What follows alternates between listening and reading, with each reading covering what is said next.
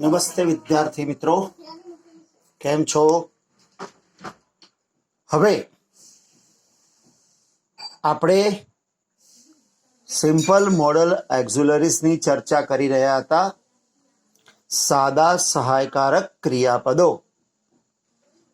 આ સાદા સહાયકારક ક્રિયાપદોમાંથી આપણે કેન, કુડ, શુડ આની ચર્ચા કરી હતી. હવે આજે આપણે બીજા 4 સહાયકારક ક્રિયાપદોની ચર્ચા કરવાની છે અને એમાં પહેલું સહાયકારક ક્રિયાપદ છે મસ્ટ. હવે આ મસ્ટ નો ઉપયોગ ક્યારે થાય? તો મિત્રો, મસ્ટ એ અનિવાર્ય ફરજ સૂચવે છે. એટલે કે જ્યારે કોઈ ક્રિયા તમારે કરવાની હોય, એ ક્રિયા કર્તાની અનિવાર્ય ફરજ છે એવું સૂચવવું હોય તો મસ્ટનો ઉપયોગ કરવાનો. જે શુડ છે એ નૈતિક ફરજ માટે વપરાય છે. જ્યારે કોઈ ક્રિયા કરવાની નૈતિક ફરજ હોય ત્યારે શુડ, પરંતુ જો એ અનિવાર્ય ફરજ હોય તો એ મસ્ટનો ઉપયોગ કરવાનો. કાયદા કે નિયમની દ્રષ્ટિએ જ્યારે કોઈ ક્રિયા કરવી જ જોઈએ, કોઈ રૂલ્સ મુજબ, કોઈ લો મુજબ તમારે, કોઈ નિયમ મુજબ તમારે એ ક્રિયા કરવી જ પડશે અથવા તો કરવી જ જોઈએ એવું દર્શાવવા. અને સામાન્ય રીતે આવી ક્રિયા નહીં કરવાથી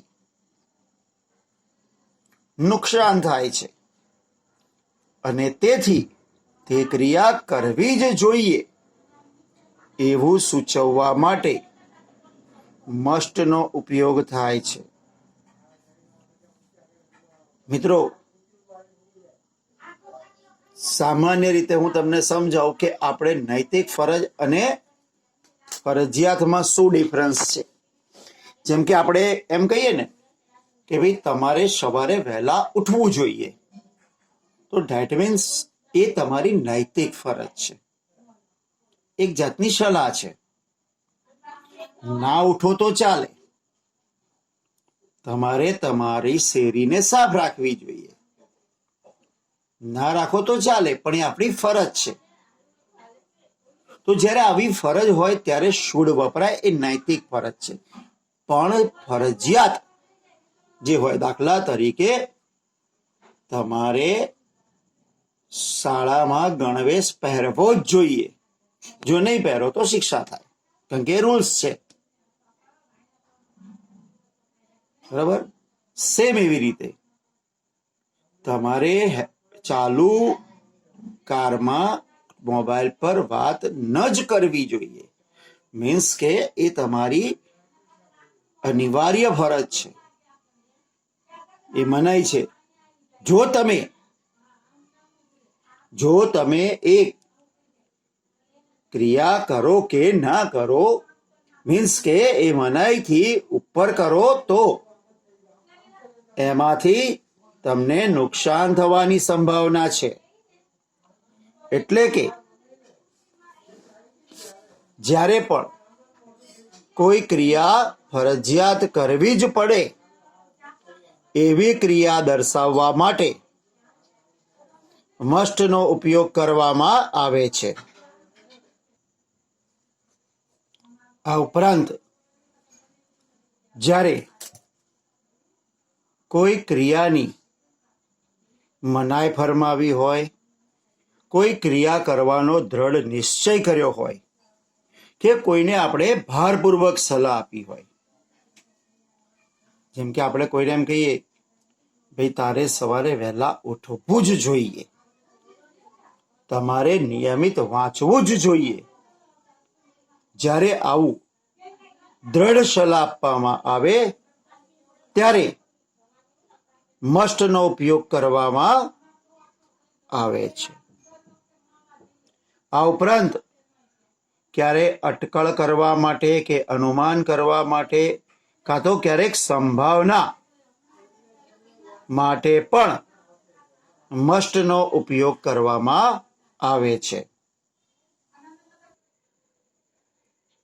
પહેલું ઉદાહરણ, you must drive to the left side. તમારે ડાબી બાજુએ જ હાંકવું જોઈએ, કેમ કે એ રૂલ્સ છે. એટલે ટ્રાફિકના રૂલ્સ મુજબ ડાબી બાજુએ જ હાંકવું જોઈએ. નેક્સ્ટ,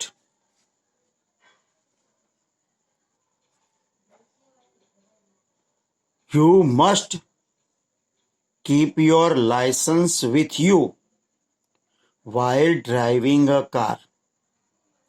જ્યારે તમે કાર હંકારી રહ્યા હોય ત્યારે તમારે તમારી પાસે તમારું લાયસન્સ રાખવું જ જોઈએ. Next, the student must obey the rules of the school. વિદ્યાર્થીઓએ શાળાના નિયમોનું પાલન કરવું જ જોઈએ. Next, you must not burn match stick. You must not burn match stick. Burn એટલે સળગાવવું. તમારે દિવાસળી સળગાવી જોઈએ નહીં. Where there is fire crackers, કે જ્યાં ફટાકડા હોય. એટલે કે જ્યાં ફટાકડા હોય ત્યાં તમારે માચીસ સળગાવી જોઈએ નહીં. I can hear some noise from the room. હું રૂમમાંથી કઈ અવાજ સાંભળી શકું છું. Somebody must there. ત્યાં કોઈક હોવું જ જોઈએ. મીન્સ કે ભારપૂર્વક કહે છે કે અટકળ લગાઈ કે ભાઈ ત્યાં કોઈક ને કોઈક છે જ. તો એવું દર્શાવવા માટે મસ્ટનો ઉપયોગ થાય છે. હવે પછીનો કંજક્શન્સ છે મે. હવે મે શબ્દ લગભગ આપણે 5મા ધોરણથી પરિચિત છીએ અને જનરલી તમે રોજ આ શબ્દનો પ્રયોગ કરતા હોવ. અત્યારે તો સ્કૂલ ચાલુ નથી, પણ સ્કૂલમાં નિયમિત રીતે તમે આ શબ્દનો પ્રયોગ કરો છો કે મે આઈ કમ ઇન સર. હવે મેનો ઉપયોગ અલગ અલગ ઘણી રીતે થાય છે. એટલે કે સંભવિતતા દર્શાવવા માટે મેનો ઉપયોગ થાય છે. આપણે ઘણીવાર કદાચ એવા શબ્દનો પ્રયોગ કરીએ છીએ. તો સંભવિતતા કે શક્યતા દર્શાવવા માટે, કદાચ એવું દર્શાવવા માટે આપણે મેનો ઉપયોગ કરીએ છીએ. આ ઉપરાંત મેનો ઉપયોગ પરવાનગી લેવા માટે કે પરવાનગી આપવા માટે પણ કરવામાં આવે છે. ક્યારેક આપણે રજા લેવી હોય કાં તો કોઈને રજા આપવી હોય. એવી જ રીતે કોઈને આશીર્વાદ આપવા માટે, શુભેચ્છા આપવા માટે, અથવા તો કોઈ આશા છે એવું દર્શાવવા માટે પણ મેનો ઉપયોગ થાય છે. અને આ ઉપરાંત કોઈને માફી આપવા માટે પણ આપણે મેનો ઉપયોગ કરીએ છીએ. હવે સૌથી પહેલા તો આપણે એના એક્ઝામ્પલની ચર્ચા કરીશું. પહેલું વાક્ય છે, it may rain today. It may rain today નો મતલબ થાય આજે કદાચ વરસાદ પડશે. એટલે કે સંભાવના કે શક્યતા બતાવે છે. It may rain today. ઘણીવાર એની આગળ પાછળ અમુક એવા વાક્યો હોય છે કે જે દર્શાવે કે એ સંભાવના કે શક્યતા છે. જેમ કે આપણે કહીએ છીએ કે the clouds are in the sky. એટલે કે આકાશમાં વાદળો છે. એટલે વાદળ હોય તો શું થાય? વરસાદ પડે. તો ઇટ મે રેન ટુડે. એટલે કે આજે કદાચ વરસાદ પડશે. નેક્સ્ટ, રજા માંગવા માટે છે. મે આઈ કમ ઇન સર. હવે આનાથી તમે બહુ ભલીભાંતિ પરિચિત છો, એટલે આના માટે મારે તમને બહુ નથી કહેવું. આપણે રજા માગીએ. May I go home sir, may I come in sir. You may go home. જો આ રજા આપી, હું એમ કહું ભાઈ may I go home sir, એટલે સાહેબ રજા આપે કે યુ મે ગો, તમે જઈ શકો છો. તો ડેટ મીન્સ આ શક્યતા છે, આ રજા માંગવા માટે, આ રજા આપવા માટે. હવે આશીર્વાદ, મે ગોડ બ્લેસ યુ. ભગવાન તમારું ભલું કરે. અથવા તો may all your wishes come true. તમારી બધી જ ઈચ્છાઓ પૂર્ણ થાય. એટલે કે તમારી બધી આશાઓ પૂર્ણ થાય. એટલે કે આશા દર્શાવવા માટે, આશીર્વાદ આપવા માટે કે શુભેચ્છા કહો, આ બંને વાક્યો એ દર્શાવે છે. તો મિત્રો, આ જે મે છે એ મેનો ઉપયોગ શક્યતા, રજા, રજા આપવા, રજા લેવા, આશીર્વાદ આપવા, આશીર્વાદ લેવા, બરોબર, તો માફી બક્ષવા માટે થાય છે. બરોબર, મે હિમ ગો, એને જવા દો, એ માફી આપવા માટે. તો મિત્રો, આવી રીતે મેનો ઉપયોગ છે. હવે આના પછી આપણે ચર્ચા કરીશું મેના ભૂતકાળ માઇટની.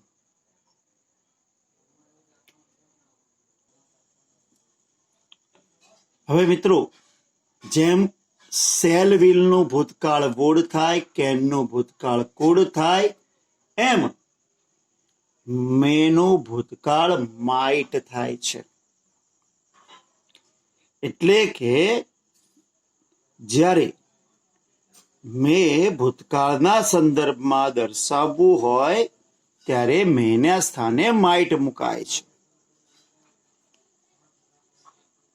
ભૂતકાળમાં સંભવિતતા દર્શાવવા, એટલે કે ભૂતકાળના કોઈ વાક્યમાં કદાચ, એવા સંદર્ભમાં જ્યારે ભૂતકાળની વાત થતી હોય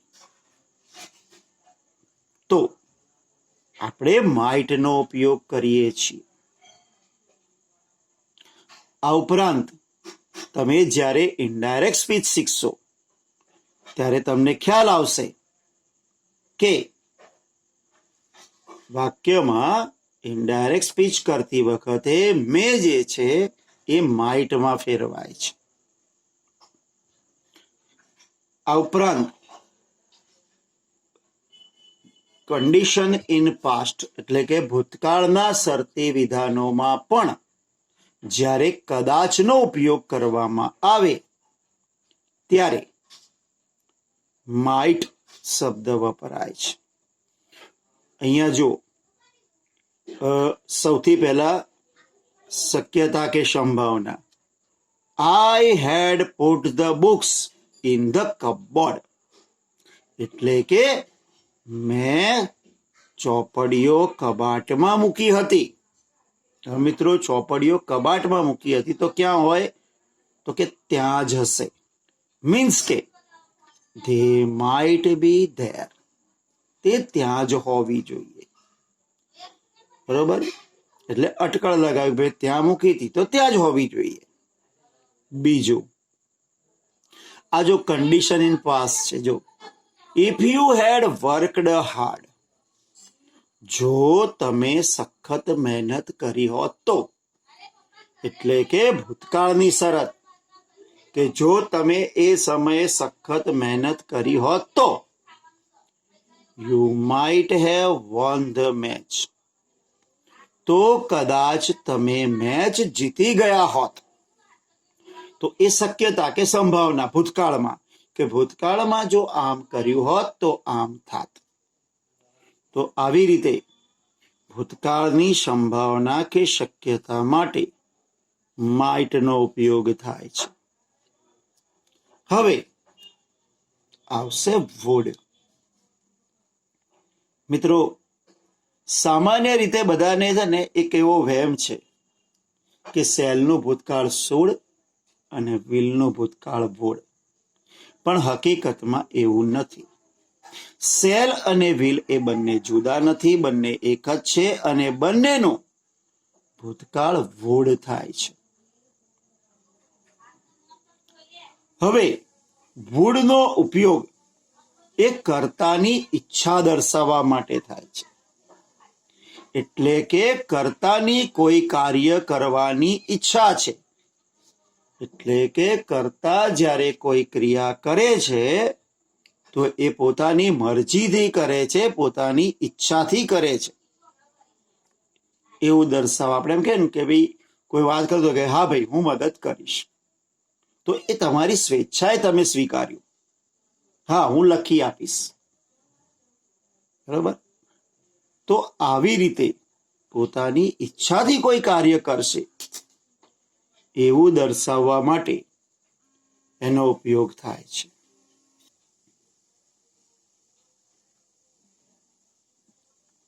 આ ઉપરાંત વુડનો ઉપયોગ ઘણીવાર વિનંતી દર્શાવવા માટે થાય છે. આપણે કોઈને વિનંતી કરીએ ને કે ભાઈ મહેરબાની કરી તમે મને તમારી ચોપડી આપશો, તો વુડનો ઉપયોગ કરવાનો અને એ પ્રશ્નાર્થ હોય છે. આ ઉપરાંત પસંદગી દર્શાવવા માટે પણ વુડનો ઉપયોગ કરવામાં આવે છે. એટલે કે જ્યારે આપણે કોઈની પસંદગી હોય, તમને એમ કે ભાઈ હું આમ આ કરીશ એમ, એટલે કે તમે તમારી પસંદગી દર્શાવવી હોય ત્યારે એ પસંદગી દર્શાવવા માટે પણ વુડનો ઉપયોગ થાય છે. આ ઉપરાંત આપણે કોઈની પસંદગી પૂછવી હોય કે ભાઈ દાખલા તરીકે તમે શું જમશો, એમાં વિકલ્પ આપીએ કે ભાઈ ઢોસા કે ઇડલી. તમે શું ખાશો, ચા કે તમે શું પીશો, ચા કે કોફી. તમે શું લેશો, ઠંડુ કે ગરમ. તો જ્યારે આવી પસંદગી માટે પૂછવું હોય તો વુડનો ઉપયોગ થાય છે. પહેલું જ એક્ઝામ્પલ એનું છે, જો વોટ વુડ યુ લાઈક, તમે શું લેશો, તમને શું પસંદ આવશે, ટી ઓર કોફી, પસંદગી દર્શાવવા માટે. પછી પાછા આ પસંદગી પૂછી, હવે તમે તમારી સામે પસંદગી કહો કે ભાઈ આઈ વુડ ટેક કોફી, હું કોફી લઈશ. બરાબર? એટલે આઈ વુડ ટેક કોફી, બેમાંથી એક પસંદ કર્યું એટલે પસંદગી દર્શાવવા માટે આપણે વુડનો ઉપયોગ કર્યો. હવે વિનંતી માટે તો આપણે કોઈને વિનંતી કરીએ, જો would you land me your grammar book, એટલે કે શું તમે મને તમારી ગ્રામરની ચોપડી આપશો? આપણે વિનંતી કરી. તો વિનંતી વાળા વાક્યમાં વુડનો ઉપયોગ થાય છે. અને આ જ વસ્તુ તમને ફરી યાદ અપાવડાવ કે આપણે કુડમાં પણ આનો ઉપયોગ કરી શક્યા હતા, કે વુડની જગ્યાએ કુડ વાપરી શકાય છે, અને એ પણ વિનંતી માટે છે. નેક્સ્ટ, જો I would decorate your room, એટલે તમે તમારી સ્વેચ્છાએ કામ સ્વીકાર્યું કે ભાઈ હું તમારો રૂમ શણગારીશ. બરોબર, કોઈ મિત્રનો બર્થડે હોય અને એને કહી દઈએ આપણે કે I would decorate your room, એટલે કે હું તમારો રૂમ શણગારીશ. નેક્સ્ટ,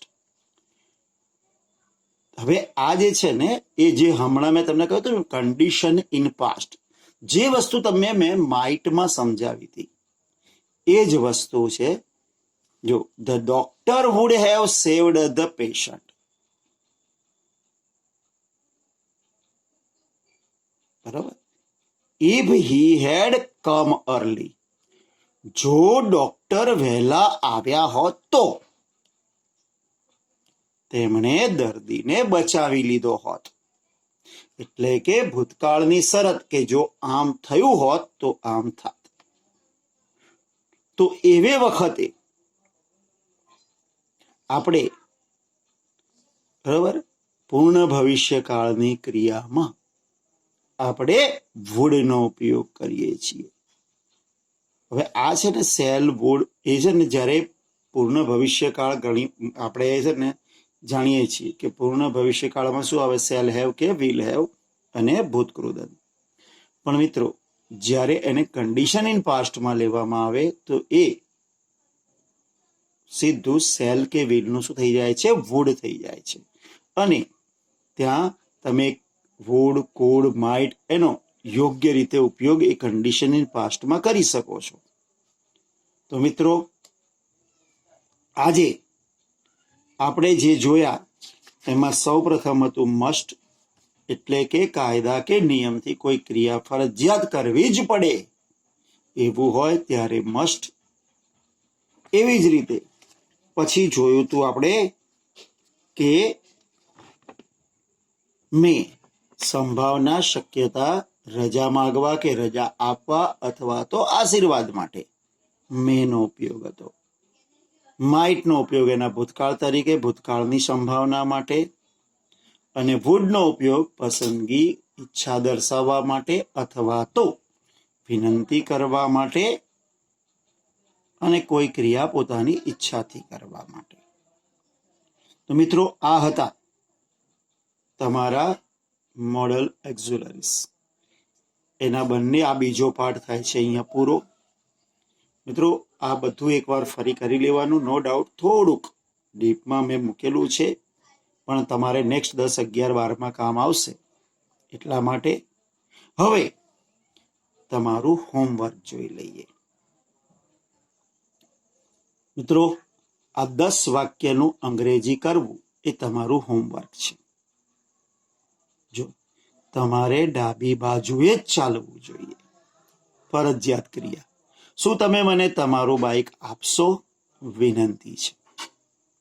હું તમારું ગૃહ કાર્ય પૂરું કરી આપીશ. ધેટ મીન્સ મેં ક્રિયા મારી ઈચ્છાથી સ્વીકારી છે. વિદ્યાર્થીઓએ ગણવેશ પહેરવો જ જોઈએ, ફરજિયાત થતી ક્રિયા છે. તેઓ બપોરનું ભોજન લેશે, પસંદગી. શિક્ષક કદાચ આજે આવશે નહીં, શક્યતા કે સંભાવના. લાલ લાઇટ ચાલુ છે, તમારે તમારું બાઇક ઊભું રાખવું જ પડશે. ધેટ મીન્સ ફરજિયાત, કાયદા કે નિયમથી. નેક્સ્ટ, શું હું અંદર આવી શકું? આ રજા માગી. અને કન્ડિશન ઇન પાસ્ટ, જો તમે આવ્યા હોત તો આપણે કદાચ મૂવી જોવત, એટલે કે ભૂતકાળની શક્યતા કે સંભાવના માટે આ વાક્યનો પ્રયોગ થયો છે. તો મિત્રો આ તમારી એક્સરસાઇઝ કે હોમવર્ક હતું. હવે લાસ્ટ ટાઈમ જે હોમવર્ક આપ્યું હતું એના આન્સર્સ જોઈ લઈએ. તે સારું અંગ્રેજી બોલી શકે છે. He can speak English very well. Jay Gujarati બોલી શકતો નથી. Jay can not speak Gujarati. An elephant can swim in water. The elephant can swim in water. હવે આ કેન નો ઉપયોગ. વિદ્યાર્થીઓએ હંમેશા સવારમાં વહેલું ઉઠવું જોઈએ. તો સલાહ કે સૂચન કે ફરજ. તો the students should get up early in the morning. જ્યારે હું પાતળો હતો તો when I was thin. ભૂતકાળની શક્તિ. when I was thin I could run fast. હું ઝડપથી દોડી શકતો હતો. મારા દાદા ખેતરમાં કામ કરી શકતા હતા. ભૂતકાળની ક્ષમતા. My grandfather could work in farm. મહેરબાની કરી તમે તમારું સરનામું આપી શકશો? Could you give me your address please?